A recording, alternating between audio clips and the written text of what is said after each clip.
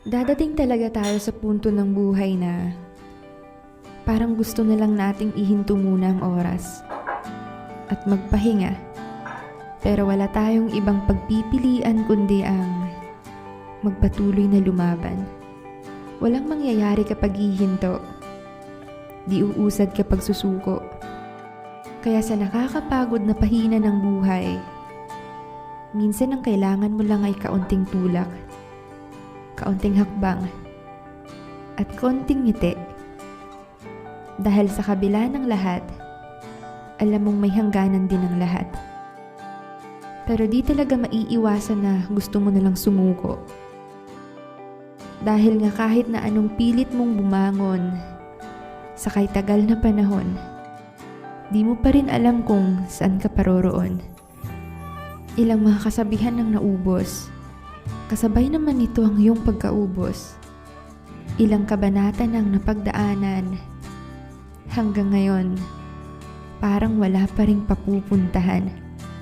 Kung sa lahat ng aking nabanggit, isa ka sa nakakaranas nito sa kasalukuyan, gusto kong sabihin sa'yo na ganyan talaga ang buhay. Minsan dadalhin ka nito sa itaas para ipakita sa'yo na lahat ng gusto mo pwede mong marating.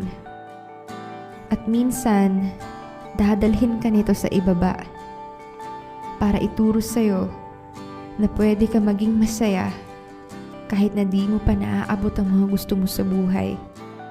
At matutunan mo ring magpasalamat sa kung ano man ang meron sa'yo habang nabubuhay. Na ang kaligayahan ay di nanggagaling sa material na bagay, kundi sa kung paano ka rin magpahalaga sa maliliit na bagay. Dahil minsan, binabaliwala na lang natin ito.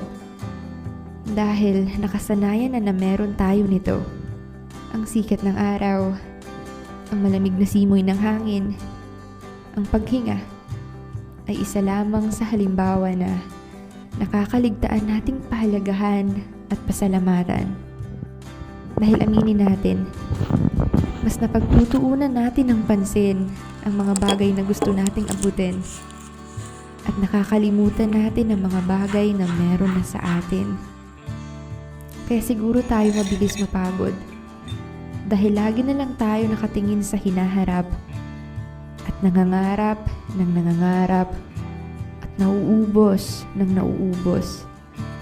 Kapag naranasan mo ito, subukan mong balikan kung saan ka nagsimula at tingnan mo kung saan ka na ngayon. Tiyak masasabi mo ang katagang, ang layo ko na pala. Kaya kapag napapagod ka na at parang gusto mo nang sumuko, pwede ka namang magpahinga at maging masaya sa kung anong meron ka. Dahil ito yung pinangarap mo bago ka nagsimula.